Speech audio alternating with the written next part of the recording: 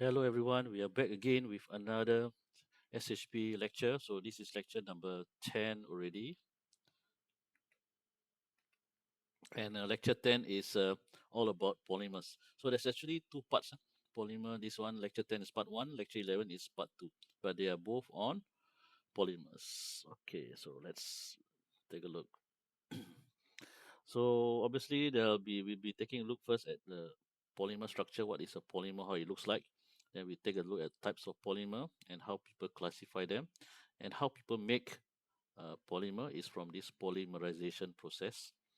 And then how people, after they make the polymer, how they make it into various shape and sizes, like your bottles, right? So many shape and sizes, how they make into that particular shape.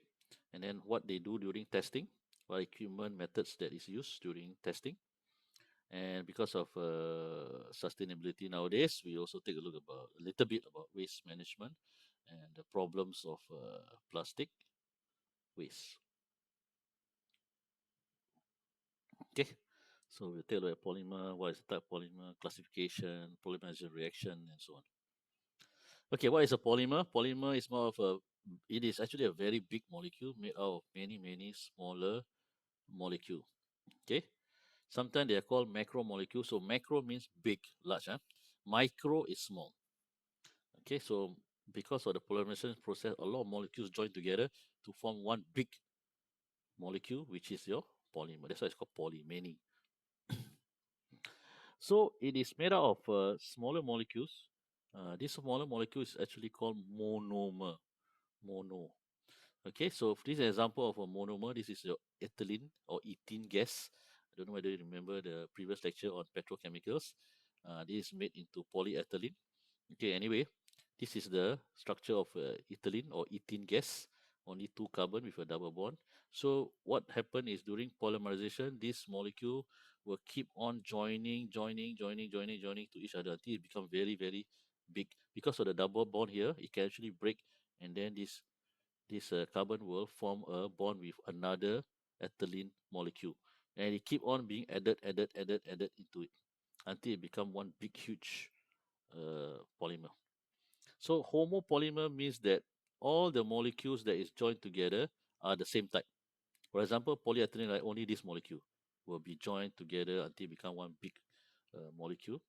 Okay, so this is called homopolymer. That means one type. For copolymer, there can be different types of polymer that is joined together, not only just one same molecule. Okay, the same monomers. Whereas copolymer different. So this molecule, right, will join to each other to form one long line. Okay, so this is a linear polymer.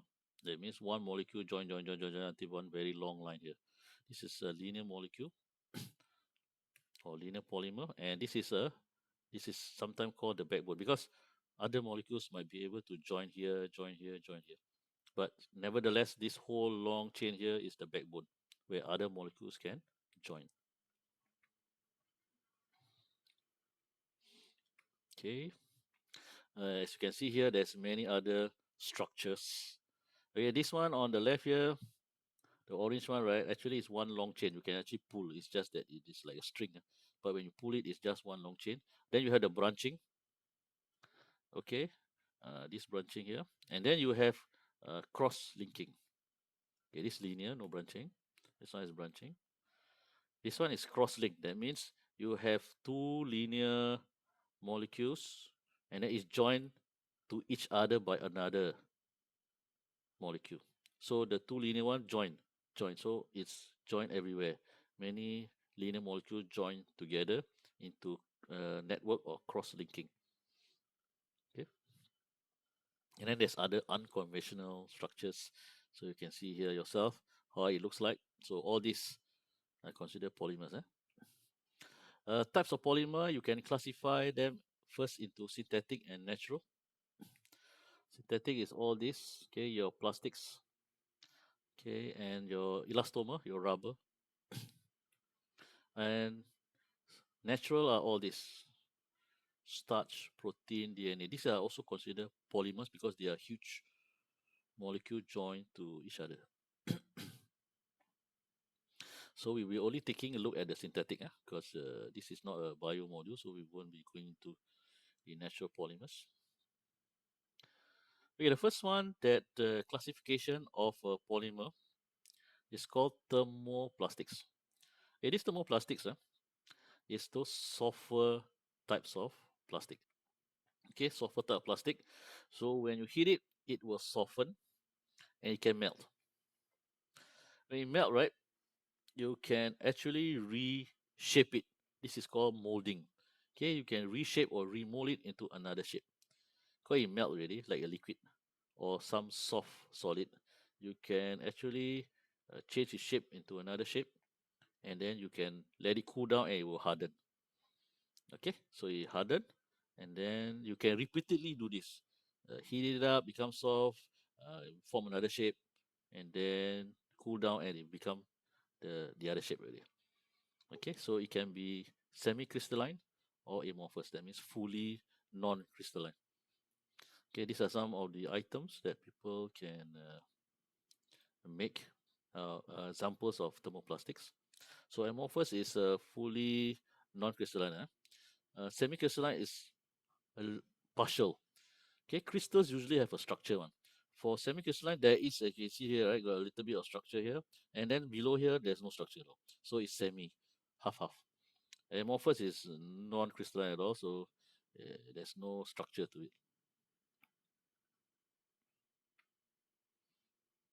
Okay, then how do the plastics form the shape in thermoplastic? Remember just now I said when you heat up, it melt, right? It soften. So what you do is you can put it in a mold. This is called a mold, like a empty cavity here, okay, space here. So you can put it here, and then it will form into this shape. And then when you cool it, right, when you come out, the shape will be like that. This is how people form plastic shapes. They need to have a mold to whatever shape that they want.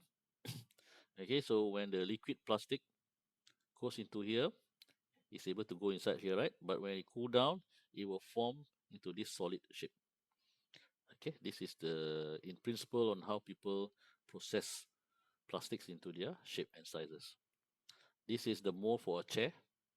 So the liquid plastic will flow through here into the shape of a chair. Okay, then they will cool it down, then the mold will open, and you have this shape, which is your chair. And then just now thermoplastic is soft, right? You can melt it and form into other shape. Now we have thermosets. Thermosets are the stronger one, very strong. Okay, they have strong covalent bonds. They have cross-linking networks. So if you go back just now, thermosets are like this, cross-link. All the linear polymer are cross-linked and joined to each other. So this makes the structure strong, whereas the linear one is not so strong. Okay, cross-linking, strong. So thermosets are usually this structure. Okay, same thing. If there's a reaction during the polymerization process, strong bonds cross-link are more stronger. But the problem is when it's very strong, you cannot remelt it. Once you form the shape, it remains the shape forever. Okay, you cannot remelt it, you cannot change its shape, you cannot recycle it. So that's the disadvantage of being too strong. Okay, so the good thing is that it is hard lah, it's strong, better dimensional stability. Okay, that shape means it will last a long time in that shape. Okay, the very stable shape. And because of these strong properties, they are able to be used in high temperatures. Like your plastic bag, you cannot. They are soft one. Okay, but this one thermosets, they are still polymer, but they can be used in high operating temperatures. Elastomer is your rubber. So it's large deformation. You can pull very largely that and recoverable. That means when you let go, it go back to the same shape. It's still soft. Low glass transition temperature means that it needs to be very, very low temperature before it start to behave like glass. You know glass, right? When you drop it, what happen? It break. But elastomer, when you drop it, it won't break because it's rubber. So you need to lower the temperature of elastomer to very low before it start behaving like glass. In terms of network, it's partial cross-link. So it's like in between the thermoplastics and thermosets. Half half, partial. Oops. Okay. That's why it can be both thermoset or thermoplastics. Yeah, so it's in between.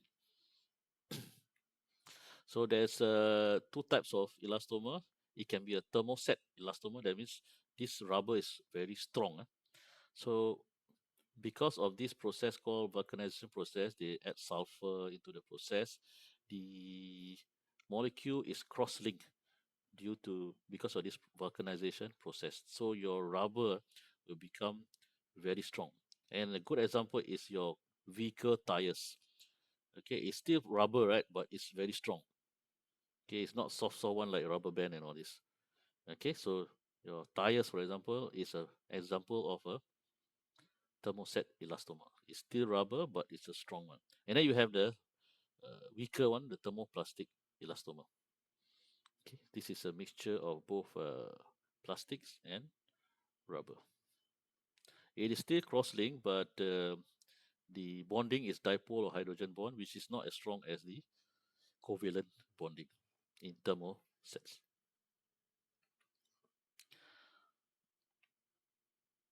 Okay, advantages of polymers because it's plastic, right? Lightweight, right? No corrosion at all. Not metal. It can be strong. If you have thermosets, it can be strong. You can easily form into whatever shape that you want. Low energy process, that means is you don't need high temperature to do polymerization process to make polymers. Okay, you don't need high temperature, so you have low energy requirement. Of course, it's a good filter lah. It can distinguish between water, gas, and so on. Okay, whether you want it to be permeable or not. And by itself, polymer can be classified into plastic, fiber, rubber, adhesives, and coatings. Many types. Okay, let's take a look at plastic because it's the most common one. Okay, plastics can be classified further into commodity plastic and engineering plastics. So commodity plastics can be produced in large amount. That's why your plastic bag is very cheap, right? Plastic bag and low cost. Low intermolecular process means that it's soft. So if it's soft, right? Do you think it is thermoset or thermoplastic? Thermoplastics, right? Thermoplastic is soft. Okay. So most of your commodity plastics are actually thermoplastics. Engineering plastics, more expensive, is not produced in large amount, but superior mechanical properties created. So which one has superior mechanical property? Which one is strong? Thermosets lah. Yeah, this one. So most of the time, your engineering plastics are thermosets. Okay. So the in engineering plastic, right? In thermosets, besides carbon and hydrogen, there's also other elements such as oxygen, nitrogen, or sulfur. Okay, now we take a look at the soft one. Okay, the commodity plastic, right? Low intermolecular force. We have polyethylene. Polyethylene got two types. LDPE, low density. This one a bit slightly stronger, but still not so strong. High density, but it's still stronger than low density.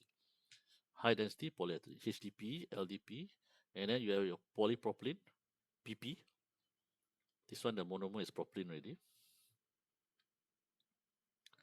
Then you have your pipings, PVC, polyvinyl chloride, and your favorite styrofoam box, okay, PS, polystyrene.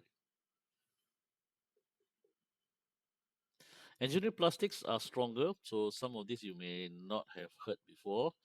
Okay, anyways, these are the three more common ones. Polyamides, these are all your nylons. I don't know whether you have heard of nylons. So it's actually the quite strong on the thread. Okay, so you can, because it's strong, right? You can make into fishing nets, parachutes, and so on. Polyester is still slightly stronger, but not as strong as nylons. Anyways, it is your water bottle. Okay, PET is your the most common one. Okay, water bottles. And then you have your very strong shelters. This one usually is made from polycarbonate or PC. Okay, also can be used to make CD, spectacles, and contact lenses. Right. Then you have other less common one. This one just for your info, no need to remember. Huh? So this one is for machinery parts, precision parts some more. Okay, POM, polyformaldehyde, then polyphenylene oxide also. This one is used in all those electrical components. Okay, because it can withstand up to 210 degrees Celsius, very high. Fibers are those like thread. So some polymers in fibers form. Okay, so usually fibers are very strong. Okay, even though it's in thread form, right, it's still very strong. Okay, and it can elongate, right, stretchable, good thermal stability. And the main one here is you must be able to spin to make into your clothings from the thread and so on. Spinability. So some example, this is the natural one, cellulose. Cellulose, obviously, you can make to cellulose type of thread or rayon. I don't know whether you have heard of this. Some clothes, right? They will mention there that it's made of rayon. And then you'll have those non-cellulose one, PET, your plastic bottle one, nylons, and your polyester. Then you have your rubber, elastomer. The rubber also got natural and synthetic. So normal natural one is the latex. Okay, your latex glove, natural. Synthetic one, nitrile, butyl. Nitrile gloves is not natural. So I think those of you with sensitive skin, sometimes you wear nitrile glove, right? So nitrile is actually synthetic. Okay, and you have your silicone. Okay, this one just for your info only lah. This one very cheap, right? This one is for coating, so you can see so many long name polymers. Okay, styrene, butadiene, PVA, all this. This one all polymers make into can be used for coatings and paints and so on. Adhesive, the glue, also is actually a polymer. Your epoxy, your super glue, cyanoacrylate, and so on. This one is the very nice smell one. Okay, if you buy furniture, right, the new one, sometimes it smells because of this. Okay, okay, let's see how people polymerize or how to make polymers from the monomers. Okay, so remember, monomer is the small molecule that is joined to each other to form one big molecule, which is your polymer. So you have your condensation and your addition. So the process whereby you produce polymers, which is your high molecular mass molecule, is called polymerization. From monomer, the simpler molecule that is joined to each other. Okay, the first one is condensation. So the key word here is condensation. So that means during the process, right, water is formed as a byproduct. Okay, so of course you don't want the water lah. That's why you eliminate it. Okay, so water. So condense, right? So the process will have elimination of water. Some examples: polyamide, polyester, polyacetals. So going back to this, right? Condensation reaction polymers. Some of these examples, in fact, all those examples are engineering plastics. So that means most engineering plastic is made from condensation reaction. Okay, and then since it's engineering plastic, right, from condensation reaction, and you know that condensation reaction make this engineering plastic. Engineering plastic is also strong polymers, thermosets. So most thermosets are then produced by condensation. Can you see the link? Thermosets, strong. Engineering plastics are also strong. So most engineering plastics are from thermosets. And you can see here, these are all engineering plastics. So therefore, polymers produced by condensation are mostly thermosets. And then you have the addition one. This is slightly weaker plastic. You can see here. And most of the monomer, there should be a double bond. Unsaturated means there is a double bond inside there. Okay. So why is this important? Because this double bond will be removed and it will be used to join to another molecule. That's why it's called addition. Okay, it keeps on being added to the molecule. Okay, and then this addition step, there's three steps. Initiate, you need to start it first. Propagate means this is the stage whereby all the monomers start to join until become very big. And then of course you have to stop it lah. If not, you keep on joining, then don't know become what already. Okay, so you need to stop it. Termination. Examples of addition polymer: PP, PE, PVC. So these are all your thermoplastics, which is soft. That means most of the polymers that is produced by this polymerization process, addition polymerization, are thermoplastics. Okay, that's the link. Okay, this one is now the three steps of addition polymerization. First step is to start it. Okay, so you need to start. Okay, if not, it'll be just like that. It won't polymerize. So you need to start it. Okay, you need to add heat or light or sonication or radiation to start the process. Then after that, the propagation is where all the molecules start to join, join until become very big molecule. And you have to stop it. So you use a inhibitor to stop the polymerization process. So these are some of the inhibitors: oxygen, sulfur, and so on. Okay, identify reaction A and B. So reaction A, so as I said just now, the key word, the key thing in this reaction is water. So once you see water, mean it is a condensation polymerization. So even if you are given some very complicated chim molecule, never see before one, but if you see here got water being produced as a byproduct, then it's confirmed condensation polymerization. Whereas this one, the key thing here is you have a double bond, right? So this double bond will be broken and will be used to join to another molecule. Okay, so that means this molecule will be attached to this molecule into one big molecule. So that means this one will be addition, okay? Because you keep on adding, and so on. All right, there you go. Okay, so that's that for this lecture. So we'll continue in the next lecture. Huh?